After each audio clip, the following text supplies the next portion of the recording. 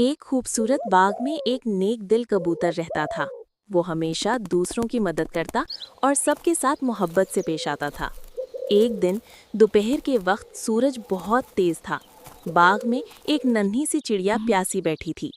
اس کے پر کمزور ہو گئے تھے اور وہ اڑ بھی نہیں پا رہی تھی۔